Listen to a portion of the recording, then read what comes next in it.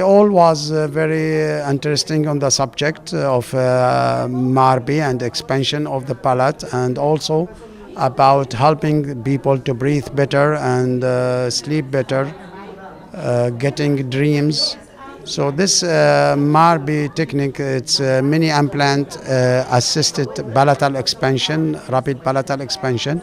We start now to call it MAUSAT, which is a mini implant assisted obstructive sleep apnea treatment. So now the obstructive sleep apnea is now treated by this appliance, and that's help the patient that has a difficulty to sleep, difficulty to breathe during the sleep, to be cured.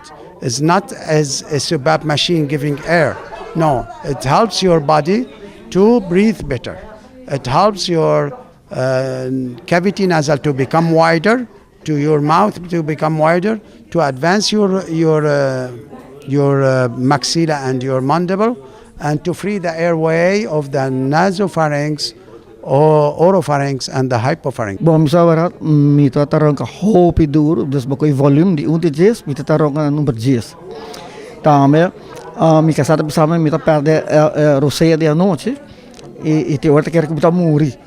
Então, mabai merca se caminho morrer.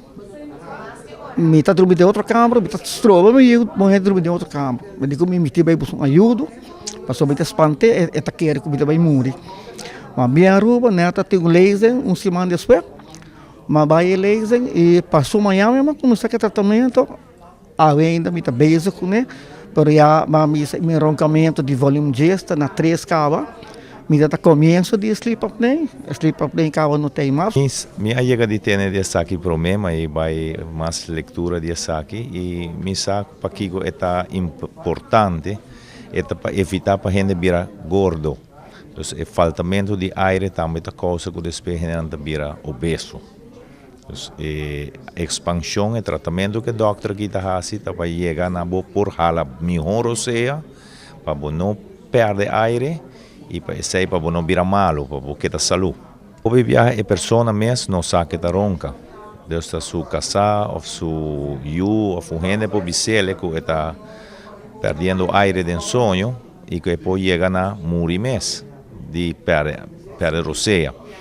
Então, o ponto está bom para nós pôr nos meses abrir para escutar de partner ou maior para escutar se sou eu está ronca, para estar temprano, para fazer algo na gente.